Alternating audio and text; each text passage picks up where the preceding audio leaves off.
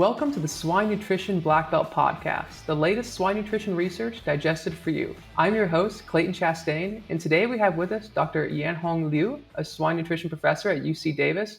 So Dr. Liu, would you mind telling us a little bit about yourself and what it is you do?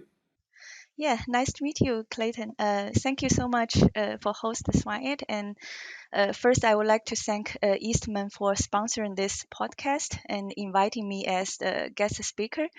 I originally came from central China, Henan province, one of the biggest swine production area in China. So I grew up at a small village, and my parents used to have a small orchard to grow apple trees and crops.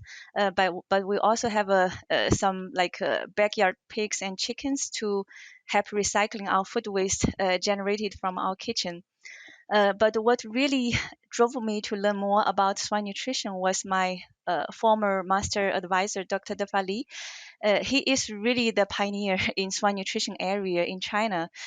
He's the one who actually motivated me and also motivating lots of other young scientists in China further dedicating their time and effort into this special area. So as you all know, China is the biggest pig producer as well as a pork consumer. So knowing more about swine nutrition and how to promote swine health and production would definitely help us to get more or enough animal proteins. So that's how I, involved in and learn more in swine nutrition area. Awesome. So from what I was kind of reading online, some of your work seems to be focused on E. coli in the swine industry and using pigs as an animal model simply to study the mechanisms of E. coli. So could you give us some highlights and tell us a little bit about what it is that your team does? Yeah. Since I joined UC Davis 2016, my research program is mainly focused on E. coli diarrhea, and we have tested various nutritional interventions to promote wind pig health and performance using this E. coli challenge model. Brief explanation on this disease challenge model. So we use newlywed pigs and the individual housing system. So pigs are given a short period adaptation to new housing environment and new diets before inoculated with either F4 or F18 E. coli. After E. coli inoculation, so pigs will be monitored for another 14 to 21 days until they are fully recovered from E. coli infection. So we also adopt extensive lab analysis to make sure the infection model succeeds. For example, we perform the genotyping analysis for preventing pigs. Pigs, they are susceptible to F4 or F18 E. coli are selected and enrolled into the environment, into the experiment. So we also swab fecal samples to perform fecal culture and or PCR to verify the presence or colonization of pathogenic E. coli in the small intestine after the E. coli challenge. So we can also monitor how long pigs could recover from E. coli diarrhea. So in combination with performance data and other mechanistic analysis, we can extract lots of information from this disease challenge model on the tested products or nutrients.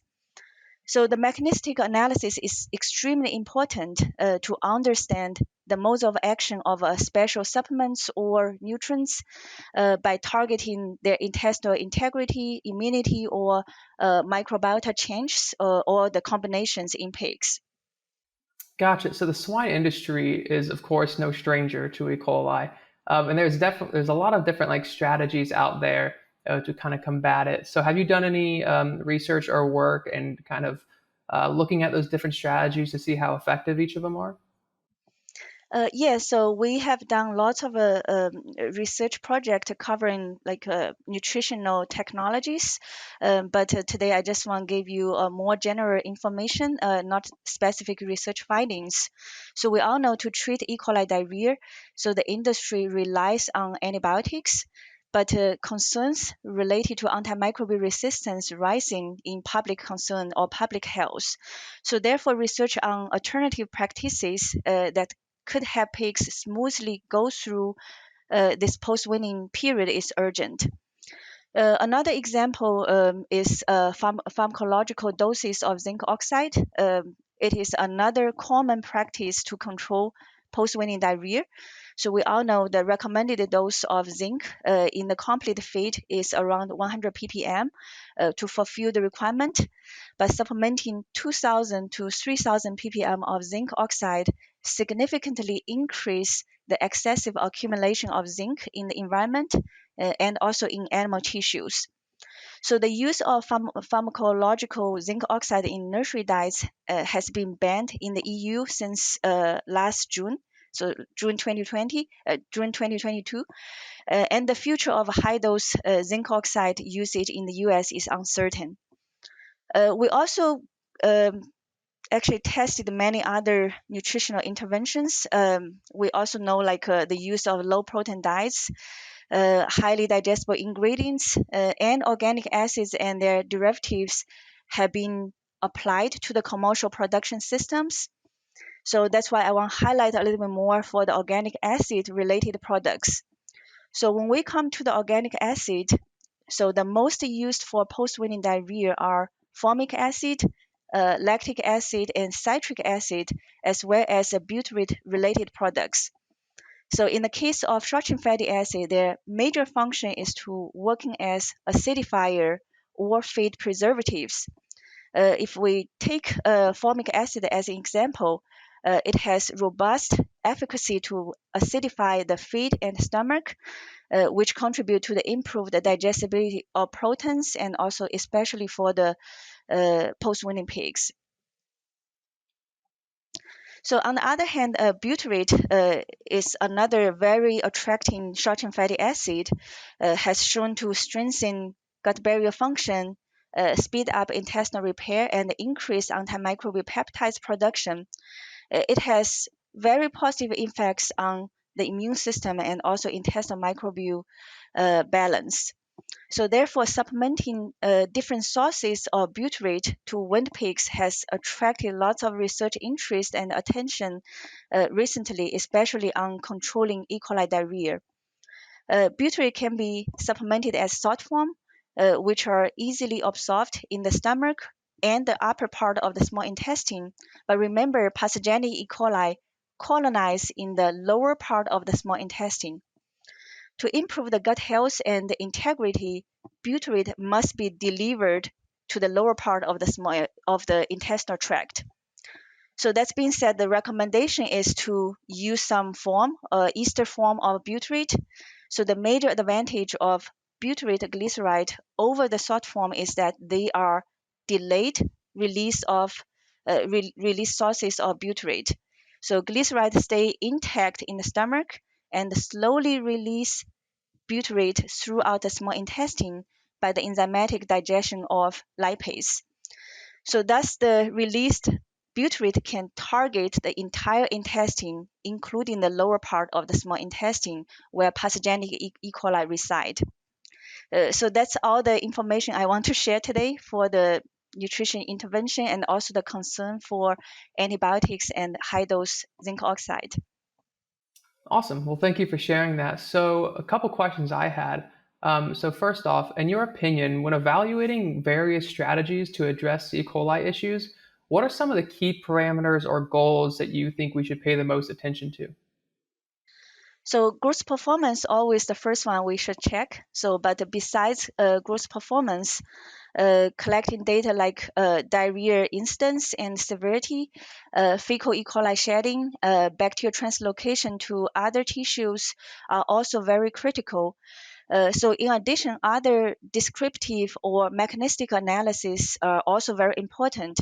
For example, like gut integrity analysis by measuring gut permeability or the expression of tight junction proteins, and stress or inflammation biomarkers such as the concentration of acute phase proteins or cytokines in plasma and intestinal mucosa are also very important. Awesome. And so, for the audience, just to kind of help wrap things up, what would your kind of key takeaways or short summary of all this information be? So I would like to give three take-away message. So first one, so we know E. coli-induced post-weaning diarrhea is still a big issue at the early stage of the swine production, especially with the recent re-emergence of F18 E. coli in the US. Second, various feed additives and the combination of additives have very promising benefits on pig overall health and performance. So they can assist in enhancing gut barrier function and immunity, and balancing intestinal microbiota diversity, and also promoting overall health of wind pigs, even when pigs are raised conventionally. So last but not least, combined strategies are recommended, including nutritional interventions, health technologies, and farm management. So that's our message I want you to take away. Awesome. Well, thank you for coming on the show and sharing all that with us. And to everyone else, thank you for listening to the Swine Nutrition Black Belt podcast. Please visit us at swinenutritionblackbelt.com, and don't forget to subscribe to our podcast channel so you won't miss out on the next episode. See you next week. Hey everyone, I hope you enjoyed this episode. And we are constantly on the lookout for the latest updates in swine nutrition. And if you have a swine nutrition related research trial that you would be able to share on our podcast, please send an email to nutritionblackbelt@swineit.com, and we would love to talk about your research. See you later.